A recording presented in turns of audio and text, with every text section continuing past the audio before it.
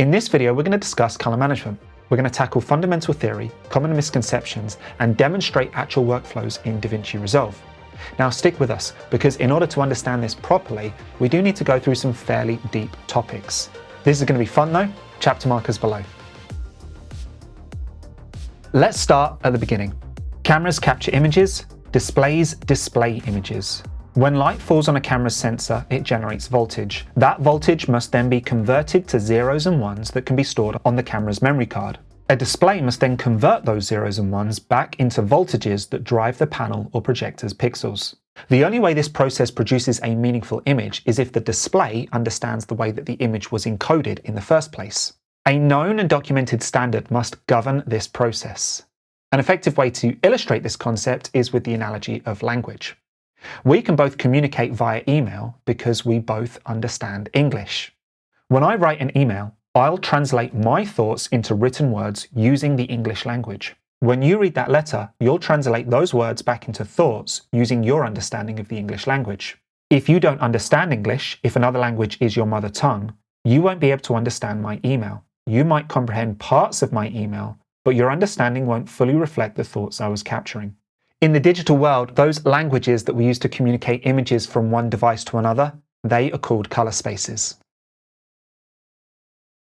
A color space describes a specific, measurable, and fixed range of possible colors and luminance values. A big thanks to Colin Kelly for that fantastic, concise definition of a color space. I couldn't say it better myself. Let's break that down. There's two components to any visual image, color and brightness. So there's two components to any color space, the way that colors are encoded and the way that luminance is encoded.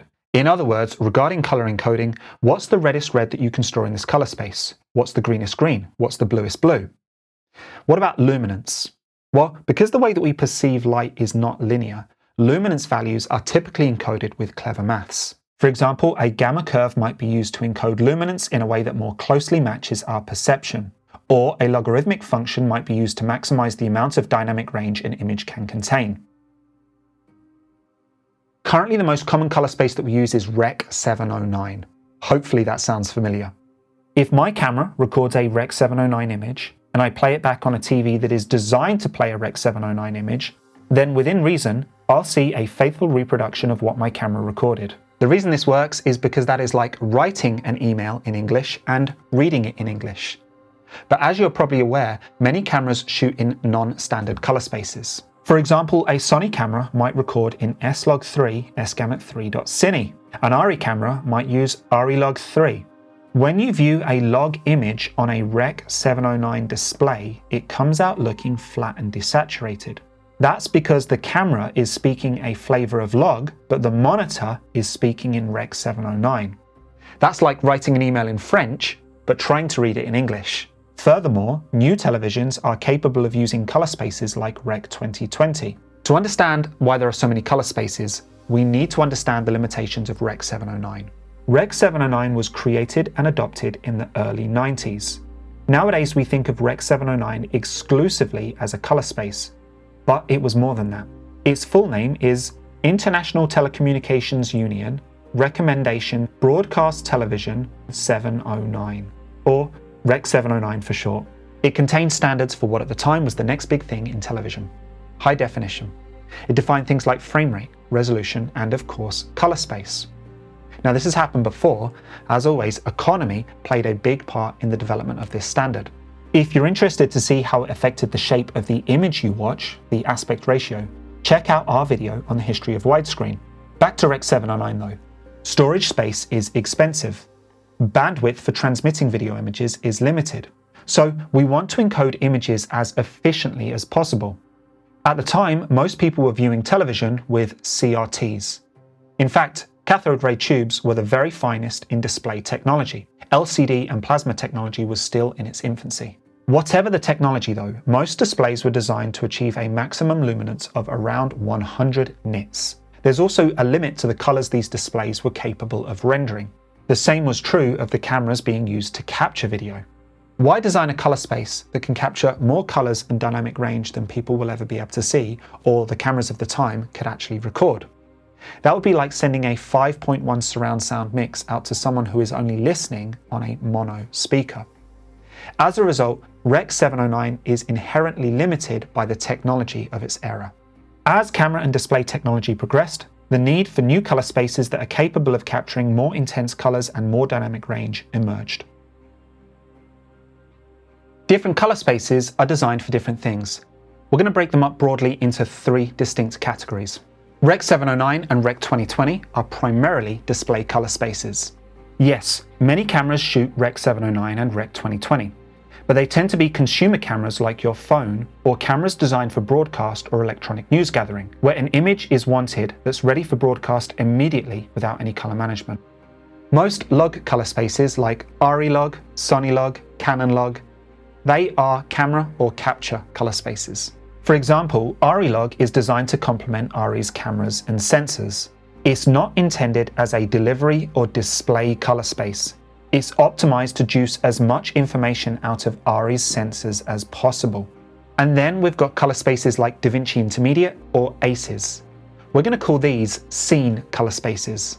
Unlike camera or display color spaces, a scene color space is not built around the limitations of a camera or display technology. Color spaces like DaVinci Intermediate or ACES are so large that they can, within reason, faithfully record all the visible colors present in a scene, regardless of whether a given camera can see them or a display can display them. So, what is color management? On a given production, you might have rushes in ARRI log, Red log, and Rec. 709. And be expected to provide 2 deliveries, a legacy delivery in Rec. 709 and a high dynamic range deliverable in Rec. 2020. From a practical point of view, color management can be considered as the process of reconciling all of those color spaces into an appropriate color space ready for delivery or archival. Color management is a workflow. It can be done manually or with the aid of tools designed to automate the process. There's 3 common tools for managing color spaces. My examples are going to center around using DaVinci Resolve. Method 1, lookup tables. Method 2, node-based color management using color space transforms, CSTs, or ACES transform. Method 3, project or timeline-based color management using DaVinci YRGB color management, or ACES. All 3 of those options can broadly be considered as color management. However, some of those options are more labor-intensive and can offer less accurate results. Let's talk about options. For many people, their first experience with color management is using a LUT to normalize a log image to Rec. 709. Lookup tables are an inherently flawed technique for color management. I'm not categorically saying they are bad or should never be used, but it's important to understand their limitations. Let's say your camera is shooting in a log color space, but you need to be able to view a normalized image on set. Or perhaps your DP and colorist have already collaborated on a look for the final video and would like to be able to view a rough grade on set. Your production monitor or camera has limited processing power because they are designed to be portable. A LUT stores a very simplified version of a color grade or color space conversion in a file that can be processed in real time by a portable device. As a result, LUTs prioritize convenience and portability over accuracy and quality. If you would like to see how to load and use LUTs in Resolve, check out this video. Now, one last thing to be conscious of. Not all LUTs are created equal. Some do bad things to your image. Others work fantastically. Anyone can make them. Even if they're made well, their title or the comments contained within might not give a complete image of what that LUT does. A color space transform or ACES transform is a much better way of applying a color space adjustment to your image. Instead of applying an approximate change to your image like a LUT would, CSTs or ACES transforms apply a proper mathematically accurate transformation to your image. Additionally, these tools provide advanced controls for refining these color space transformations. The downside of using these CSTs and ACES transforms is that while it can be sped up by using node tree templates, it requires the colorist to manually set up their color management using nodes on each individual clip. They add more power, but at the cost of convenience. Project-based color management, or what most people call just color management, solves some of these problems. It uses the same powerful maths that's in those CST and transform tools, but hides it in the background. Instead of configuring your color management on a per-clip basis in your node tree, it can now be configured globally in your project or timeline settings. Additionally, most new cameras now embed color space metadata in their files. Resolve can use this to automatically apply the correct conversion to each clip. Then, all you need to do is tell Resolve what color space you are delivering in. In its most basic form, color grading is just maths. To make an image brighter, the numerical values stored for each pixel must have their values increased. To remove red from an image, the value representing red must be decreased while the values representing blue and green must be increased. Each color grading tool manipulates those values using different mathematical formulas. Here's the question. Should those mathematical operations be applied to the image while it's in the camera color space or in the delivery color space? In other words, what color space should I configure my timeline to? Grading in the display color space is called display referred grading. Before the advent of digital cinema cameras, this is how most people worked, especially given that most cameras were already recording images in the display color space, Rec. 709. Grading display referred can be a fine way of working in certain scenarios. For example, if you only ever work and deliver in one color space. But it's not a future-proofed workflow and will cause compatibility issues as you transition to other color space deliverables. Grading in the camera color space is sometimes called scene-referred grading. But for the sake of making this explanation clearer and more explicit, I'm going to be brave and call that camera-referred color grading. Grading in the camera's color space does have some advantage over display-referred color grading, as the camera's color space generally has a wider gamut and dynamic range. When people normalize images with LUTs, you'll often see primary corrections applied camera-referred. That basically means to the left of the LUT. And secondary corrections are sometimes applied display-referred. That means to the right of the LUT. That's a consideration that's made because of the inherent limitations of the LUT used to normalize the image to the display color space.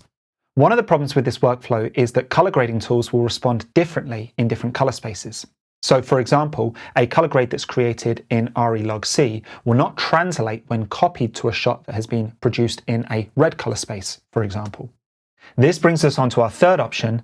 Using a color-managed workflow, or perhaps node-based transforms, it's possible to convert your capture images into an intermediate color space before then converting them into your display or delivery color space. DaVinci Resolve has a color space specifically designed for this purpose. It's called DaVinci Wide Gamut Intermediate. ACES has their own too. In fact, they have several, but they both work in a similar way. They are super wide gamut and super high dynamic range color spaces that are capable of storing more colors and more luminance than any typical camera color space or display color space. In other words, they won't create a bottleneck in your color management pipeline. A typical project might look something like this. Footage has been captured on a mixture of RE and RED cameras. Those images are converted into DaVinci Intermediate. Then finally, before being sent to my monitor or rendered, the images are converted into the display's color space, in this instance, Rec. 709. When working scene referred, my grades are performed in the DaVinci Intermediate color space. Why do we call this scene referred color grading?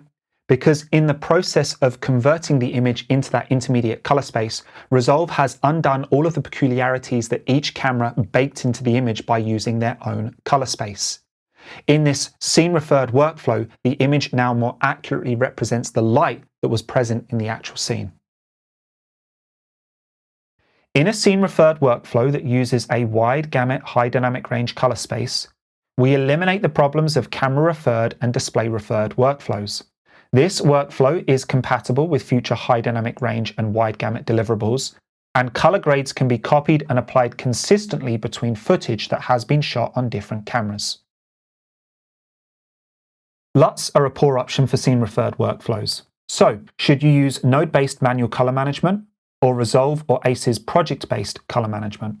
Node-based versus project-based isn't a choice of quality. Within reason, they can both deliver the same high-quality image. This is more a question of convenience. Node-based CSTs and ACES transforms do offer more flexibility, as each conversion can be tweaked with the additional settings that are not exposed when using the project-based color management. However, in the majority of scenarios, that kind of granular control is not needed. Node-based workflows can add unnecessary complications to your grading workflow. Well, fortunately, you can have your cake and eat it, because it's possible to combine the advantages of node-based color management with project-based color management in one simple, convenient workflow. Enough talk, let me show you how. Here's a brand new project. Head to Project Settings, Color Management, and change Color Science to DaVinci YRGB Color Managed. Please note, the process is broadly similar if you use ACES. Uncheck Automatic Color Management and change Color Processing Mode to Custom. There's three main things that we need to set up: our input color space, our timeline color space, and our output color space. This first setting, input color space, often gets people confused. Here's the solution. Instead of calling it the input color space, think of it as the default input color space. If Resolve cannot automatically identify a clip's color space, or you've not configured it manually, it will use this setting as the default assumed color space. I'll set my timeline color space to DaVinci Intermediate, and I'll configure my delivery color space to Rec 709 Gamma 2.4. I'll head to the media page to import my footage. These red files contain metadata that Resolve has been able to use to correctly identify their color space and apply the correct transformation. These ProRes files don't contain color space metadata. In that scenario, Resolve has assumed that they are Rec 709. Remember, that's the default we left configured in the color management settings. That's why they are displaying incorrectly in my viewer like this. So I need to configure their input color space manually. I can configure all of these clips at the same time by selecting them before I right-click. Head to Input Color Space and select the right color space. These are filmed with ARRI Log C3. Now you can see they are being correctly color managed. I'll insert a handful of these clips into a timeline so I can demonstrate the color page. Now let's head to the color page. Any corrections I create in my node tree are being applied in the DaVinci Intermediate color space. So this is scene referred color grading. Because I'm working scene referred, I can copy color grades between different cameras and expect relatively consistent results. For example, here's a color grade I've already created and saved as a power grade. It provides relatively consistent results whether I'm applying it to a clip that has been shot in ARRI's color space or Red's color space. If I'm required to create multiple deliveries, for example a HDR deliverable, I've got several options. Here's a method that I like. Duplicate the timeline and then go to Timeline Settings. In the Color tab, you can see that this timeline is currently inheriting the color options that were set up in Project Settings. By unchecking this box, I can now configure this timeline separately. I'll change the output color space to Rec 2020 ST2084. Now I can use my SDR grade as a starting point and adjust it to suit the characteristics of a HDR display. Please note, best practice when creating multiple deliverables is to start with the color grade in the larger color space. It's going to be easier to create an SDR grade off of our HDR grade than it is the other way around. And the second thing here to note is that HDR is not going to display correctly in this SDR screen recording. Now finally, if there's a clip that I need to troubleshoot by tweaking its color space conversion, I can disable color management for that individual clip by right-clicking and hitting Bypass Color Management. Now I can recreate my color management workflow using color space transforms. I'll put one at the beginning of my node tree and convert from my camera's color space to my intermediate color space. And then I'll put one at the end of the node tree where I convert it back to my delivery color space. Now I've got full control to tweak those conversions, and any grades placed between these two nodes are performed scene referred. Please note, you might encounter problems with this workflow if you're making use of timeline-based grades. Is color management optional? No, not really.